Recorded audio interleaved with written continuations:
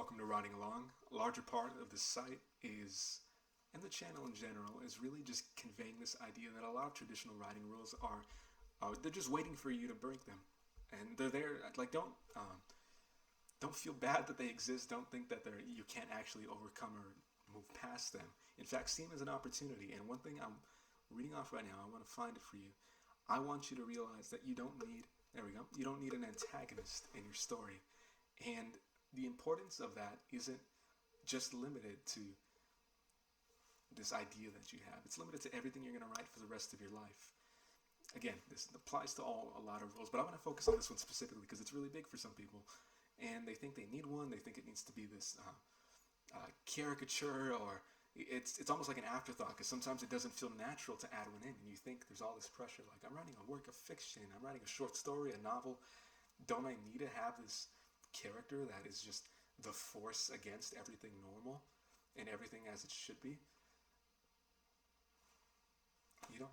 You really don't. Your book might be more exciting actually if you leave it out, or if you don't set out to create one in the first place, and it'll just kind of naturally arise through your writing. If you like to plan things out very, very clearly, that's great. And if you don't, you'll be not making it up as you go, but you'll be following a very light outline and just kind of building up very, very holistically, and for the larger part of your book. Either way, your antagonist it'll come naturally to you. You've been exposed to stories your entire life, and always there is just some kind of force that is like pushing back against whoever the person is. And the protagonist, if you want a protagonist, you can have multiple, but there's always something kind of pushing back at them. Sometimes it's invisible sometimes, and you might finish your story and you're like, whoa, I can't. I followed your advice, David, but I can't find the antagonist. Who is it? It's not always seen. It's like I have to have this reaction to it because it's like it's eerie sometimes. You're like, whoa, what? David, it has one, but I don't see it.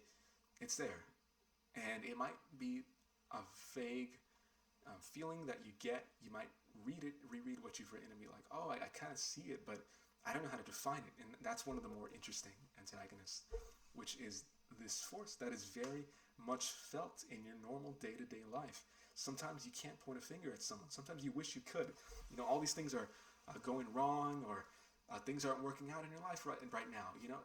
I know. All right, I know it might be hard for you right now. Something might be coming against you, and you can't blame anyone. Wouldn't it be so convenient to do that? Convey that through your stories, and people are going to relate with that. People are going to understand. Like, oh wow, it's not just me. And they might not consciously acknowledge that, but a lot of writing isn't really, and the effect of it isn't acknowledged. It's more just felt. It's more just your reader gets immersed in what you've written, and they feel it, and it runs through every bit and every fiber of their being. And you as a writer too, if you reread some of your stuff, or if you read other writers, it's something you feel, something that comes back. Sometimes when you read, you get a profound sense of beauty from it. Sometimes when you read, you get a life-changing feeling. And through that, it's realizing that people are living in spite of that force, in spite of that antagonist. And it might kill them. Your main character might not survive, your protagonist might not survive, but guess what? They lived a life, and that was the exciting part. There was an era of American history. You might be American, you might not be. This is global. But there was an era in American history where criminals were celebrated. It wasn't intentional. They thought, let's publicize all their criminal acts because it is a real problem and we should bring awareness. Guess what? The common people started kind of relating with the criminals because they were kind of overcoming this force that appeared to be coming down on them. Nobody could point at the U.S. government and say that's them specifically. They are the ones who are responsible for the downfall and economic recession of our country and all that. But nevertheless, they were fighting against that. It seemed like they were, and so these criminals were essentially living the American dream, which was defeating America, overcoming America, and they had to stop broadcast. Like you didn't see it as much anymore. It kind of stopped. There's somewhat of a resurgence, but it's nowhere near what it used to be. This syndication of these activities against an invisible force, and at least it was perceived to be something because there was a direction at it, towards it, or an influence felt from it. And sometimes it's just that influence. That's all it is. Like again, it's eerie. It's a little scary. We're not writing horror necessarily all the time, but it's pretty profound. And it's not profound because he made it. So it is because it was true. It was honest. It was a real reflection of realism, of reality, of stuff that people experience and know in their lives. And again, these people who, common man, common woman, everyone started celebrating, they didn't all make it. In terms of like, they didn't make their great escape and like left the country and everything was fine, or they changed the policies, or no, they robbed a few banks. They held a few people up. A few influential people fell because of it and like lost their lives, and they lost their lives too. They ended up in crazy situations, just gunned down, chased across the country, and again, they didn't leave off on some escape boat. They died, and there wasn't like this big accomplishment they had. It was more or less the life they lived, not necessarily like always a body of work, but almost in a sense so. A body of work created around them, which was their life that they lived. And they fought against an antagonist that wasn't really known. And yeah, it killed them. But what an interesting story. What an interesting feat to nevertheless fight against it anyways and try. This isn't the channel where we craft everything has a happy ending. You might create a happy ending if you want to, if it feels right to, but don't feel you have to either. And don't feel the lack of an antagonist means that it ends well all the time. It doesn't always. In fact, it doesn't always end with death. Physically, it could end with death of physical self, of a mental self. And with that, your reader might come to some conclusions on their own, like, oh, well, I don't want to let myself die like that. Like, how do I avoid that? Let me just not do what this protagonist, what this character did. And that's the kind of life-changing stuff that books have, that influence they have. It's not always a self-help book. It's pretty much never that. It's very rare that a self-help book helps. So the ones that do are really, they're very present when people talk about them. But most books that change people's lives are just stories, and you have the power to create them and craft them and make them your own.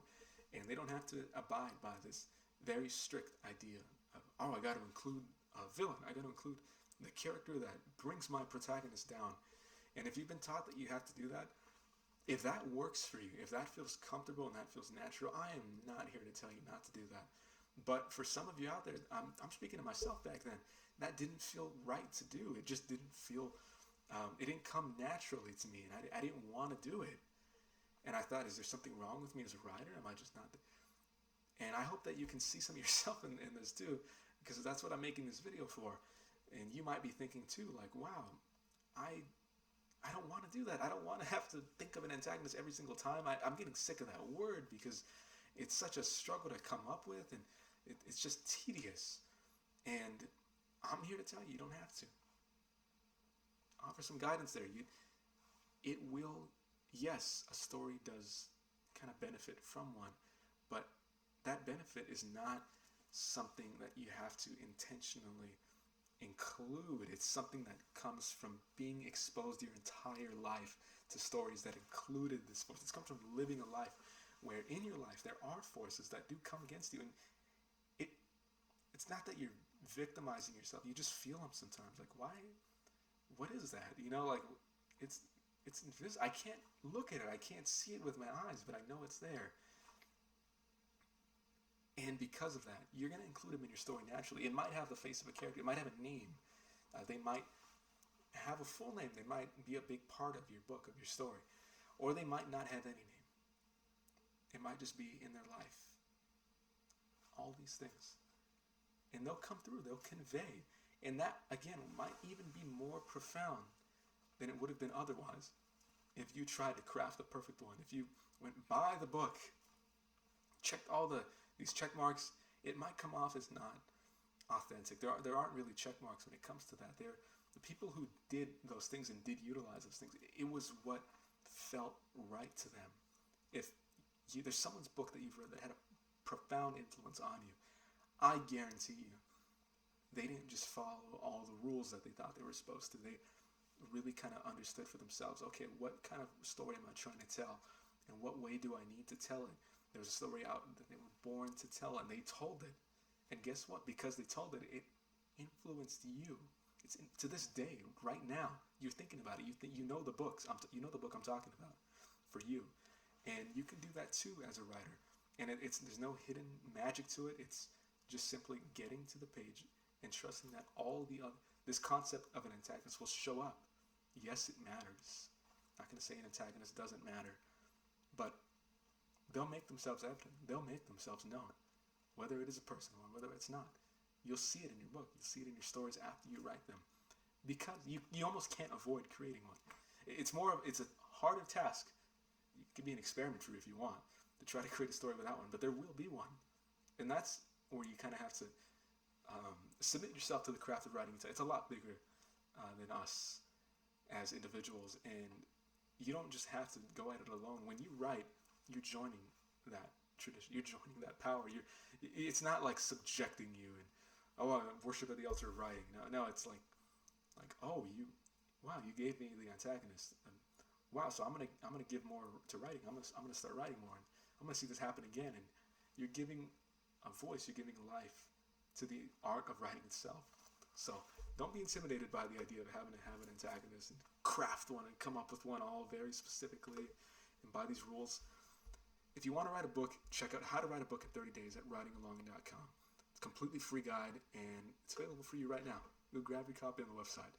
Thanks for checking out Writing Along today, and I'll see you in the next episode.